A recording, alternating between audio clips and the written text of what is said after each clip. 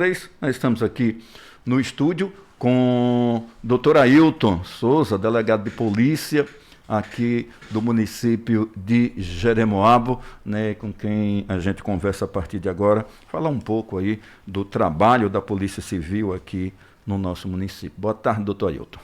Boa tarde.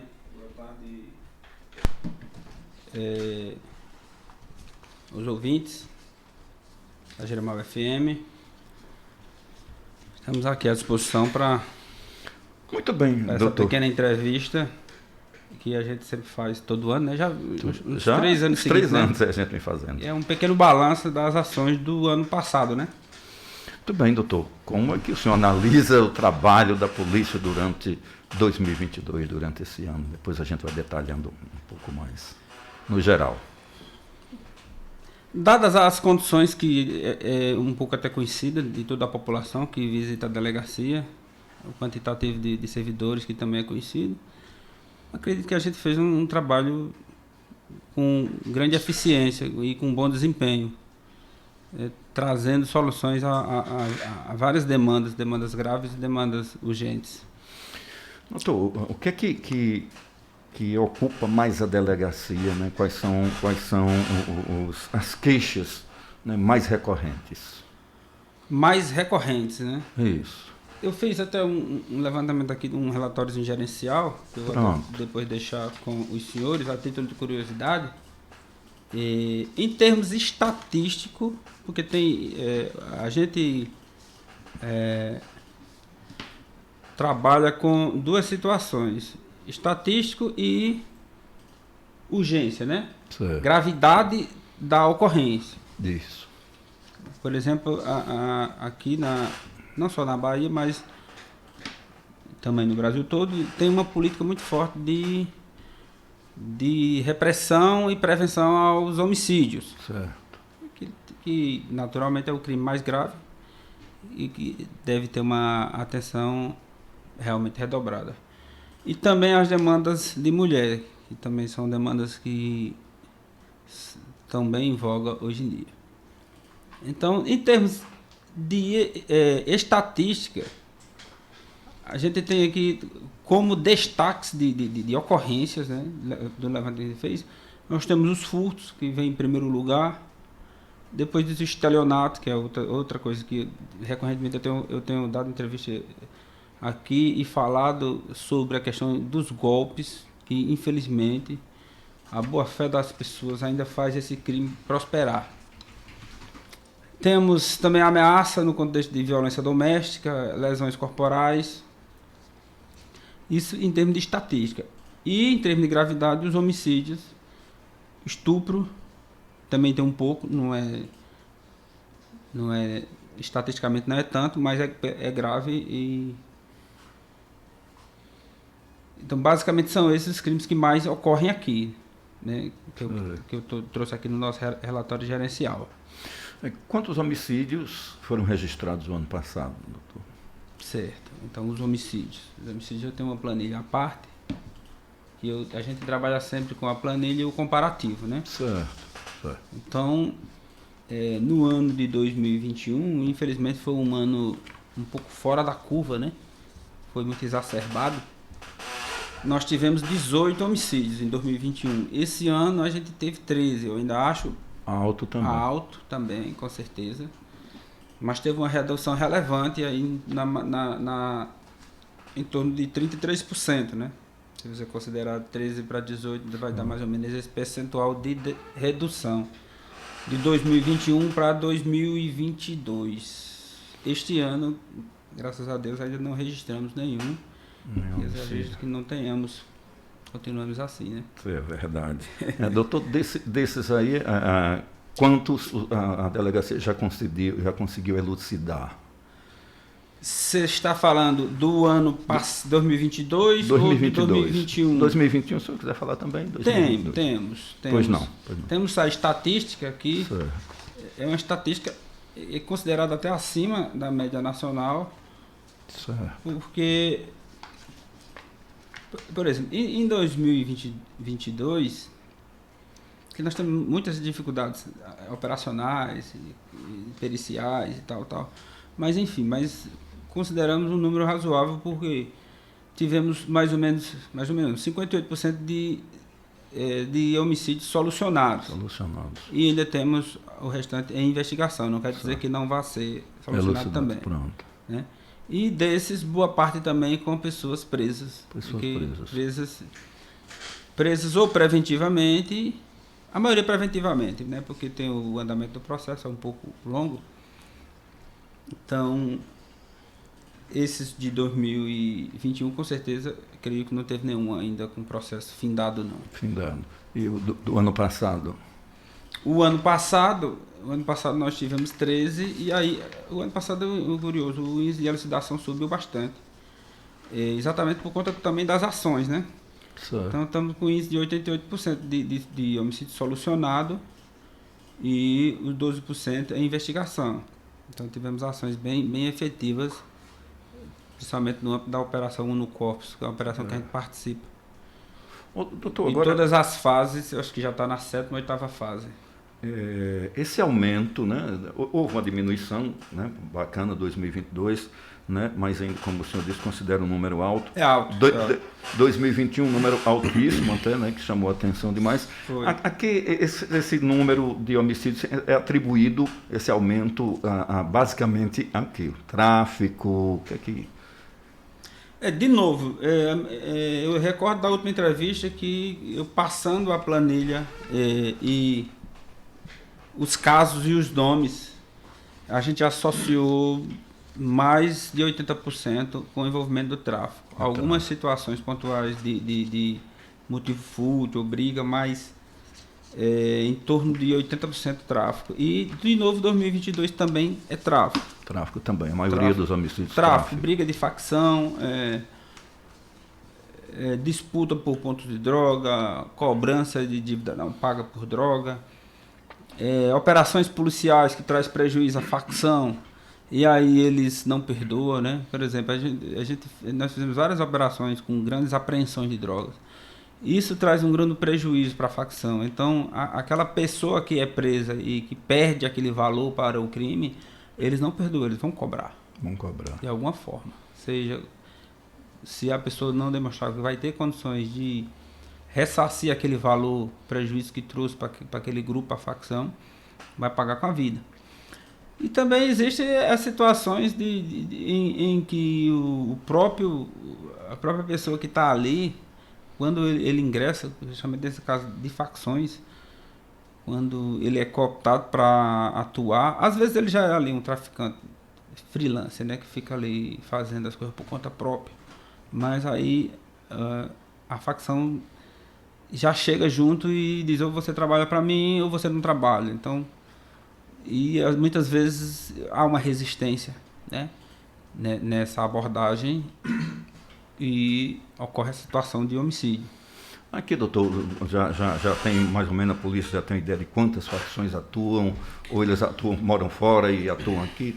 O senhor tem mais ou menos o perfil? Nós temos identificado mesmo assim, em oitivas, em que os próprios envolvidos declaram que são integrantes. O bonde do maluco, de várias investigações e pessoas presas que se declaram integrante.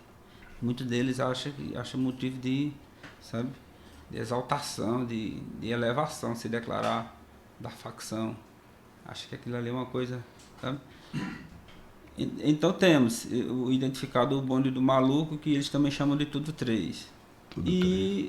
Oposicionando com o bonde do maluco, nós temos uma facção que está identificada como Família Colômbia, mas a gente ainda precisa aprofundar o estudo dessa facção, porque a gente não sabe exatamente onde é a sua origem. Né?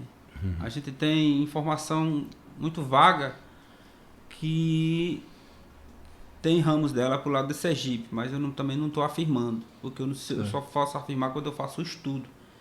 E infelizmente eu não estou tendo nem muito tempo para fazer esse tipo de estudo, saber de onde veio. Eu sei que existem pessoas que se declaram da família Colômbia, existem gravações nos muros da cidade, a marca da facção, mas as origens da facção eu não sei dizer com certeza, não.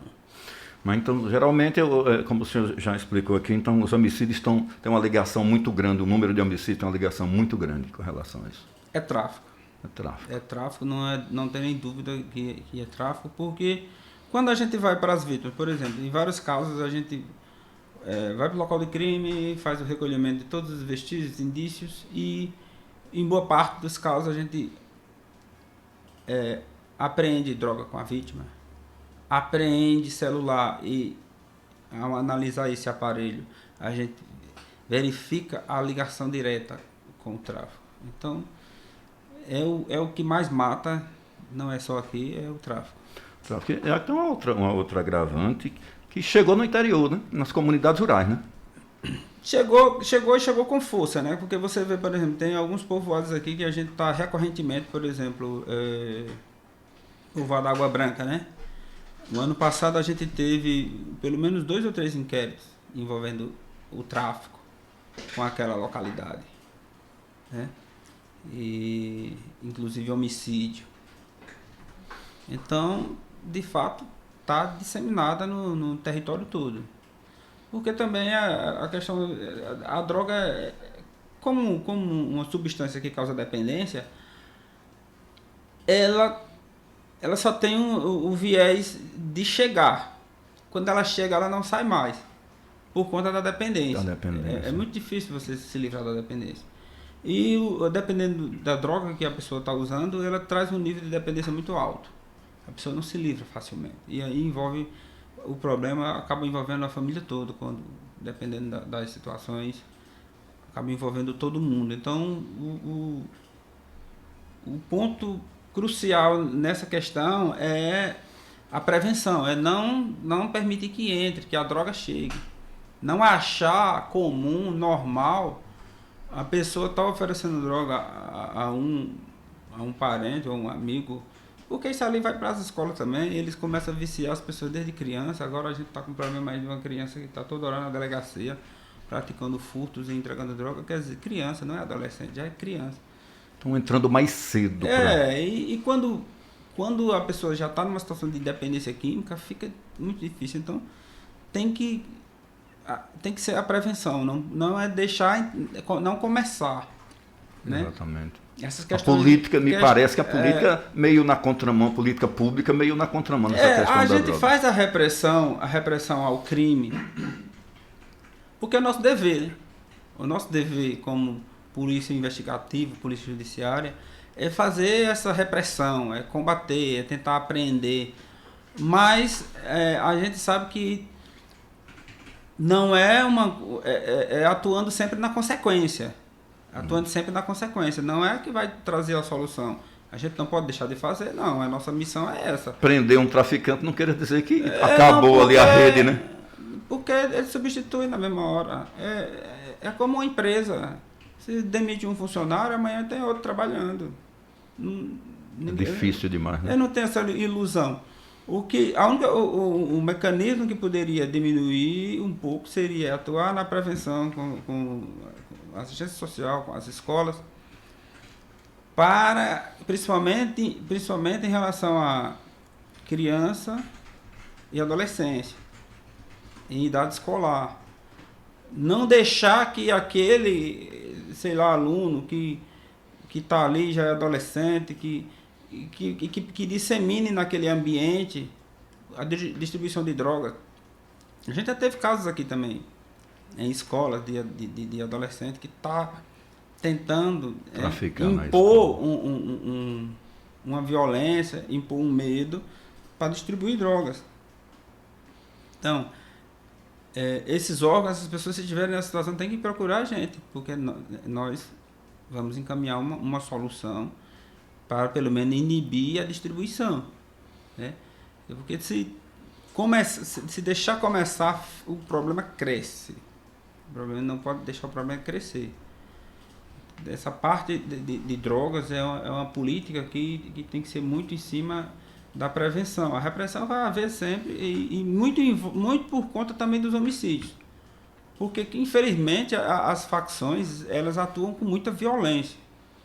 Porque Se o traficante, por exemplo, ele trabalhasse na distribuição da droga dele de forma silenciosa, ele não trazia tanta repercussão na sociedade.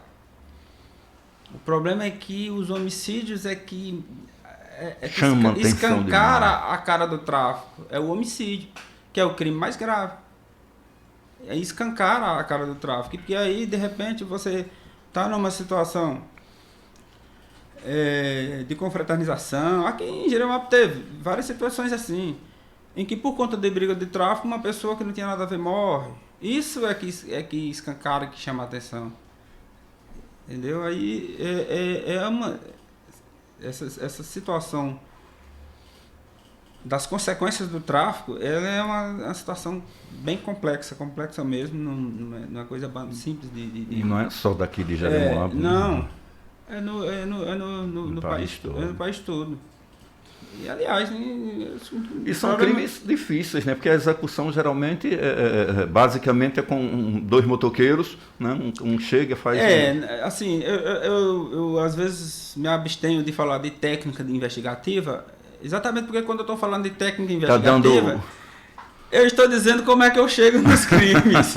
E, às vezes, a pessoa que está lá nos assistindo está alerta quanto a isso, né? Todo mundo assiste, não é isso? É verdade. Mas temos essa dificuldade na ação, né? Porque poucos deles vão de cara limpa e tal. Temos também dificuldade porque a cidade é mal monitorada, né? Ou praticamente não tem monitoramento. Monitoramento facilita um pouco. Não tem, porque tem muitas cidades aí, Brasil afora, que existe sistema de monitoramento com câmeras de alta resolução que inclusive consegue reconhecer um foragido da justiça, né? O reconhecimento ajuda facial. Muito a polícia. Tá entendendo? E aqui nós não temos. A gente sempre, quando ocorre crime, a gente corre atrás, pega a câmera ali para ali. Mas quando as imagens chegam todas péssimas, de péssima qualidade, você não consegue identificar uma placa de uma moto sequer. Entendeu? Difícil, Então, né? mas a gente consegue elucidar os crimes, a gente consegue, tanto é que as estatísticas são boas, temos muitas prisões, muitas operações. Muitos morreram também, né? Também eles mesmo se matam, né? Então muitas vezes o que acontece? É isso que eu estou dizendo. Por conta da briga do tráfico, às vezes um mata o outro, e quando a gente faz a investigação em cima da vítima, colhe o celular dela, faz a análise, ali a gente chega à conclusão de quem mandou matar e quem matou. Temos um homicídio elucidado, né? E muitas vezes aquele que morreu também já tinha matado o outro. É uma espécie de vingança, né? Não é nem vingança, né? Porque vingança é mais uma coisa individual. O tráfico, a briga de facção é luta por território, né? Luta por cliente, luta pelo negócio. É dinheiro, é como se fosse uma verdadeira empresa mesmo. Brigando para se estabelecer naquela área. Porque se eu sou uma empresa distribuidora de determinado bem, objeto, e se eu me estabeleço sem concorrência, eu vou lucrar mais. É a lógica básica do mercado. Então a concorrência vão eliminando a base da bala. No tráfico é assim. A concorrência é eliminada pelo poder. Quem tem mais força se mantém no território. Muito bem, doutor. O senhor tem muito. O senhor me dizia o ano passado, né? A Maria da Penha incomodava demais o trabalho da polícia. Não é. Me desculpa a fala. Não é incomoda. Tem uma estatística alta, a gente está atento com toda prestação e cuidado. É uma demanda grande. Inclusive a gente está tentando ver se encaminhamos junto à Polícia Civil, à SSP e o próprio município um projeto para a criação de um núcleo de atendimento à mulher, mesmo que não tenhamos uma delegacia especializada, porque pelo porte da cidade não sei se o governo abarcaria, mas pelo menos um núcleo, né? E a gente direcionava uma equipe para aquela demanda específica. Mas, estatisticamente, eu até trouxe aqui, mais ou menos 60% das nossas investigações são violência doméstica, não resta dúvida. E continua. Mesmo com as medidas protetivas, com prisões. Temos muita prisão de violência doméstica, as pessoas às vezes se enganam. Às vezes, ameaçou a mulher, não vai dar nada. Deu um pequeno empurrão. Dá sim. Dá sim, porque a lei ficou muito mais rígida em relação à violação das medidas protetivas. No primeiro momento, é que a mulher chega com a demanda,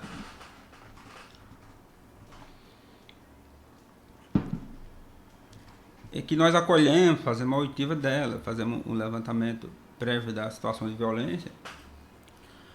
Normalmente, quando a gente está com uma situação não exagerada de ocorrência, a gente já encaminha no mesmo dia a medida protetiva. Quando não dá certo mandar no mesmo dia, mas nunca a gente demora mais de 1, 2, 3 dias.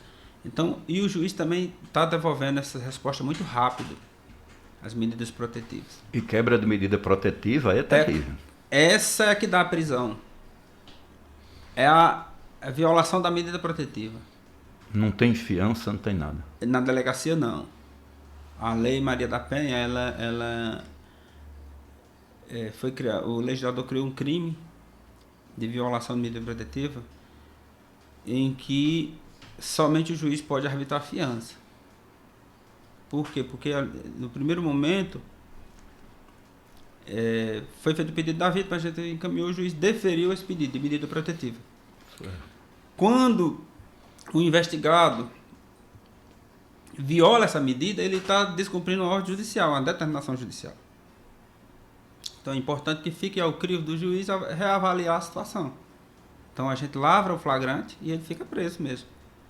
Complicado, viu? Então, a Lei Maria da Penha continua forte ainda, é muito forte. Continua não, é forte. O que infelizmente temos essa parte, a parte legislativa. É importante a parte legislativa, a evolução legislativa, mas o que tem que ter é o foco na mudança dessa cultura, né? De uma reconstrução cultural dessas relações em determinada, não estou falando que é só homem não, que tem essas relações homoafetivas também, em que determinada pessoa se sente na condição de poder dominar aquela relação, de mandar naquela relação, de ter aquela relação como uma relação de objeto e não uma relação de pessoas, em que as pessoas têm vontade própria. Então, quero me relacionar sexualmente hoje com a pessoa não quer. A pessoa quer fazer a força. Isso é estupro. Não é porque é casado, porque vive junto, que a pessoa está obrigada a se relacionar na hora que a outra pessoa quer. É preciso que as duas vontades estejam... Tem que haver o consentimento. As duas vontades estejam congruentes para aquele ato. Você não fez isso, então... Aí xinga de tudo quanto é nome, aí bate, aí danifica os objetos. Entendeu? Então, essa cultura, a legislação, ela está ajudando na questão do combate. Mas os índices de ocorrência, eles continuam altíssimos. Continuam altos. E tem aquelas também, e naqueles casos, doutor, que a mulher hoje registra uma ocorrência e amanhã vai pedir para tirar a queixa. Então, a legislação também ela mudou bastante com relação a isso. Antigamente, era possível fazer essa retratação, né, que é o termo correto, na delegacia. Hoje nós não fazemos mais o termo de retratação na delegacia. Por quê? Porque exatamente a Lei Maria da Penha, ela proibiu. O que pode acontecer na delegacia por exemplo, a pessoa registrou a ocorrência, certo? Aí eu despacho a ocorrência, e se o crime depende de vontade da vítima, porque a legislação tem várias esferas de crime. Em crime que a ação é obrigatória do Estado. Eu sou obrigado a investigar, o promotor é obrigado a denunciar, porque o Estado entendeu que aquele crime é grave e que o Estado tem que combater, independente de vontade da parte. Mas quando é um crime em que a vítima tem poder de decidir se quer ou não encaminhar a investigação, é possível fazer essa retratação. Então, se ela abriu a ocorrência na delegacia e antes de eu instaurar o inquérito, eu chamei ela, entrevistei, a senhora vai apresentar a representação, vai formalizar, porque às vezes eu não estou na delegacia o tempo todo, tem meus horários de folga, eu trabalho em horário administrativo, tem meu descanso à noite. Às vezes estou em 1, 2 delegacias, como esse mês agora eu estou respondendo por mais de uma delegacia. E nem sempre é possível formalizar o pedido dela na hora da ocorrência. Então eu despacho, chamo para entrevistar e ouvir: a senhora vai formalizar a ocorrência? Vai formalizar a representação? E nesses casos, se ainda não tiver sido formalizada a representação e ela disser que não, aí eu vou documentar e vou justificar. Caso já tenha sido feita a representação, já está instaurado o inquérito, eu não posso mais fazer isso. Por quê? Porque o inquérito policial, ele obriga a remessa. No momento em que eu instauro, eu não posso mais arquivar. Somente o Poder Judiciário, a promoção do promotor. Se o promotor promoveu o arquivamento, o juiz determina o arquivamento. Então a Lei Maria da Penha, ela diz isso. Feita a representação, ela só pode ser retratada em juízo. Então, de todo jeito, o procedimento vai para a justiça. 13,9, né? Doutor, o senhor já pode trazer os números que o senhor tem aí, né? do 2022? Números gerais? A gente falou de homicídio, não foi? Falamos de homicídio, foram 13 o ano passado. Eu fiz um relatório gerencial dos crimes mais recorrentes, né? Pronto, tem uns que não nem... Muitas vezes tem crime que ocorre pouco, tal.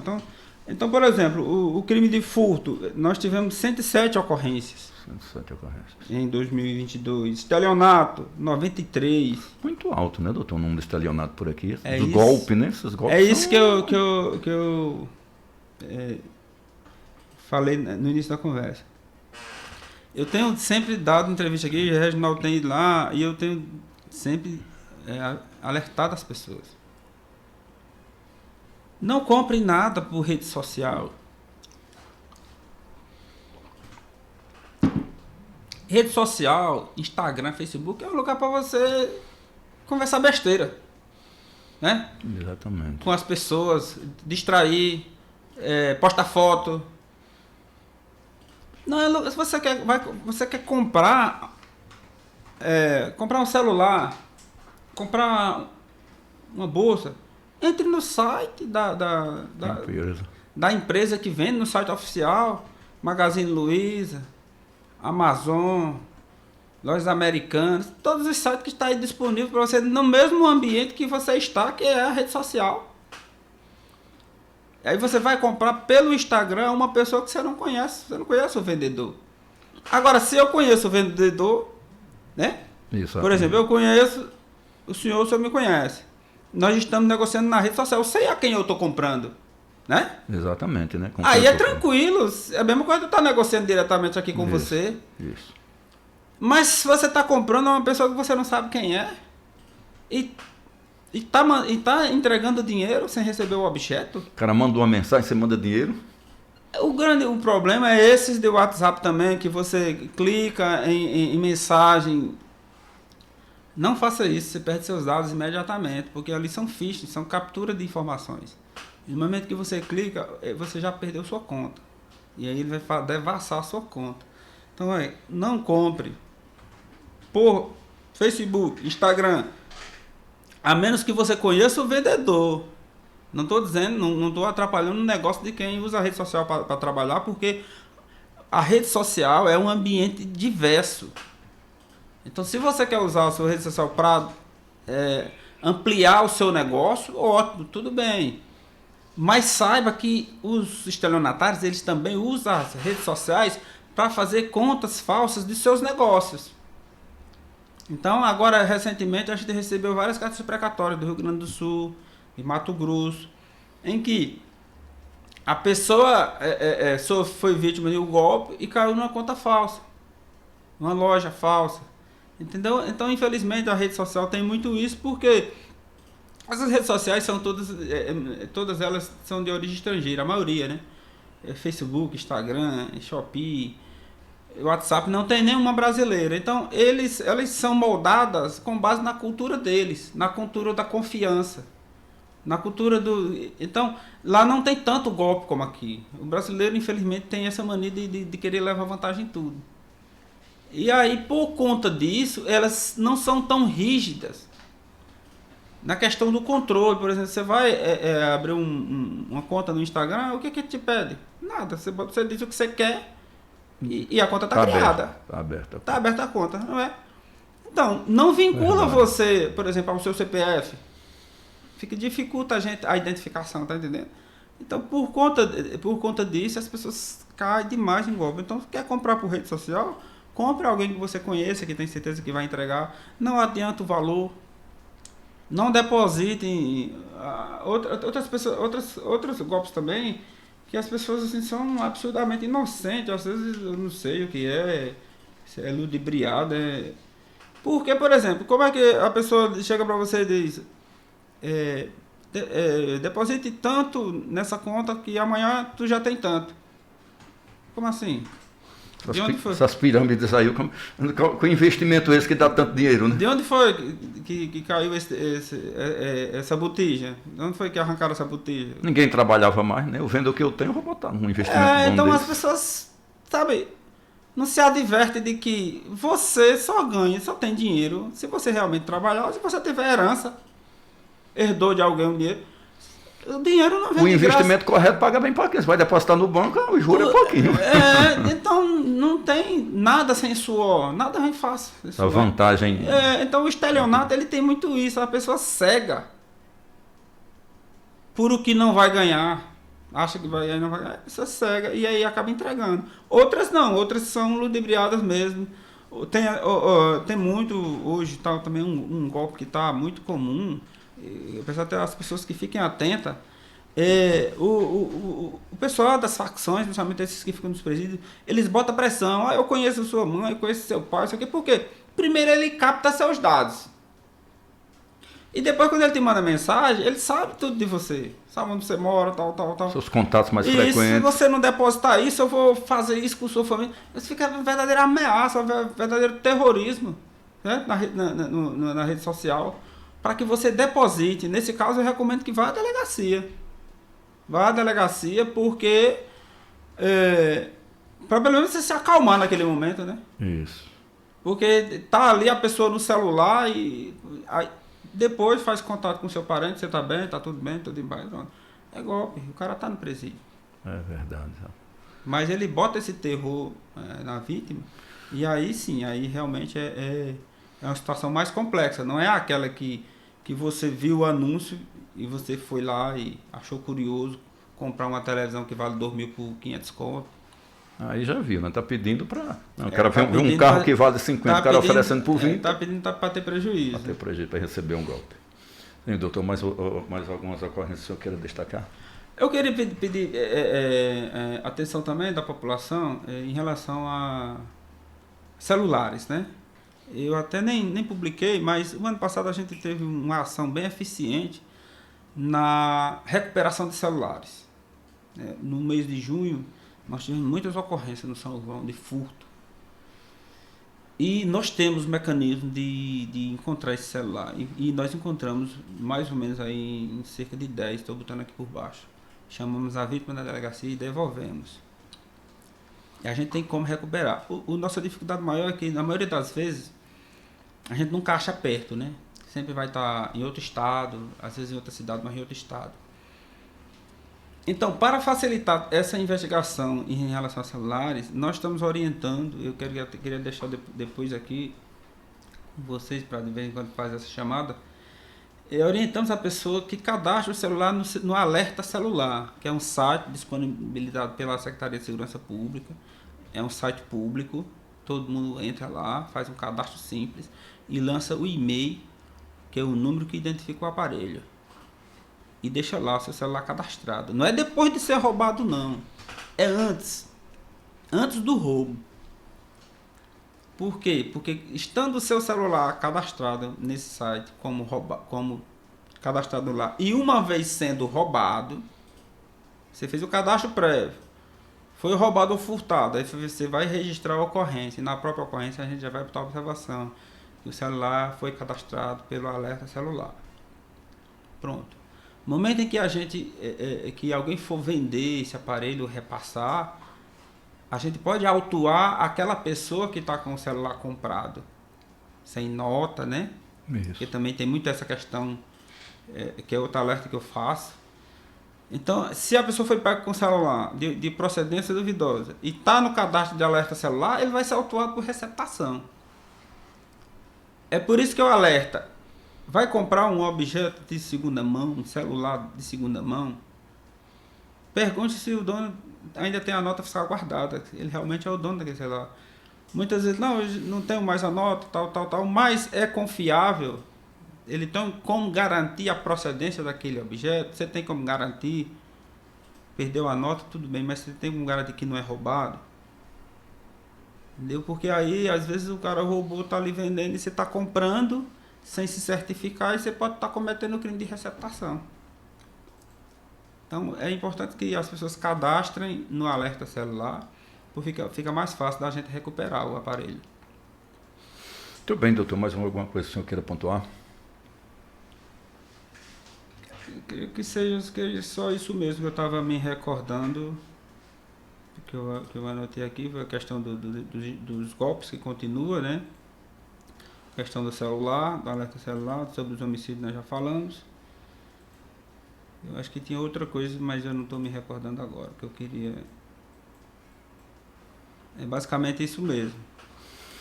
Deixa eu falar rapidinho aqui, mais uma vez, das operações, né? O ano passado a gente tivemos, participamos da operação no Corpus, se eu não me engano, foram 3 fases ou 4 fases. Foram ações bem eficientes, com capturas e prisões e apreensões de drogas. E este ano a gente vai continuar nessa mesma demanda provavelmente a próxima etapa será em março, para dar continuidade a essa questão do combate da repressão ao tráfico e aos homicídios, né? Infelizmente tem a questão das facções, mas também a gente não pode deixar que se estabeleça. Essa é a questão. Por exemplo, ano passado a gente estava com um problema grave lá no São José. Mais ou menos ali no mês de julho, agosto, em que os caras estavam andando ostensivamente com arma, atirando toda noite. Então a gente deu o foco lá, fizemos várias operações, prendemos. A gente fez uma operação lá, a gente prendeu um com arma de fogo, com droga. Outro caiu em São Paulo, com mandados nossos. Outro caiu em Pernambuco, com mandado dessa operação. E o último caiu agora em Camaçari, com mandado dessa operação nossa. Então, não adianta você achar que vai fugir, que vai ser preso do mesmo jeito. Porque o mandado de prisão está valendo e vai ser preso. Então, essa operação que eu estou falando, que a gente fez, salvo engano, em setembro, dentro da ONU Corpus, eram 4 alvos de mandado de busca e apreensão. Na época nós prendemos um, os outros 3 estavam foragidos, mas todos já foram presos. Um efeito bem... Todos foram presos. E dessa mesma facção que caíram esses 4, nós prendemos mais 2 recentemente, né? E temos mais alguns foragidos. Então, vai vender, a sua droga vai vender, tudo bem, mas também nós vamos continuar nesse combate, né? A gente sabe que não é uma coisa que vai evitar que o tráfico ocorra, não vai. É como eu disse, a diminuição do tráfico e da dependência química, ela passa muito por políticas preventivas. Mas a polícia, a polícia pode até ser chamada a atuar junto com esses órgãos, fazendo palestra, orientando. A gente pode ser chamado e a gente está disponível para fazer. Mas nós não vamos abrir mão da nossa missão. A nossa missão é essa. A missão constitucional de investigar, cumprir as ordens judiciais e fazer a atuação repressiva. Por que repressiva? É porque é o pós-crime. A gente atua no pós-crime. A nossa missão, a nossa função é atuar no pós-crime. Por isso que ela é repressiva. Ela é quando o crime já aconteceu. Mas a política preventiva ela é muito importante para aliviar até o nosso trabalho. Evita que aconteça, já não tem um trabalho para evitar que aconteça. Exatamente. Então, nós estamos disponíveis para atuar também na prevenção, mas o nosso foco é o que as nossas atribuições demandam, que é a repressão. Então, não vai ficar dominando a área e andando ostensivamente armado A gente não vai deixar essa situação se estabilizar. Então, essa ação foi importante lá no São José e em qualquer bairro que tiver a gente vai fazer isso. Não vai evitar que trafique, mas também não vai querer que a cidade fique uma desordem, uma bagunça. Isso aí a gente não pode deixar acontecer. Muito bem, doutor. Eu agradeço mais uma vvez. Estamos às 13h23, a participação dos senhores. Em outras oportunidades, nós estamos à disposição. Pronto, tranquilo. Eu que agradeço, né, a abertura do canal. É importante demonstrar o trabalho da polícia com todas as dificuldades que a gente tem. A gente está à disposição da população para atender as suas demandas na medida do que estiver ao nosso alcance, e a gente vai dar a resposta. Tá bom. Doutor Ailton Souza, delegado de polícia aqui da cidade de Jeremoabo, né, que também serve em outras delegacias, de vez em quando. De vez em quando não, quase sempre. Quase sempre. Tá bom, doutor. Boa sorte. Vamos para o intervalo comercial, Luiz Carlos? Vamos ter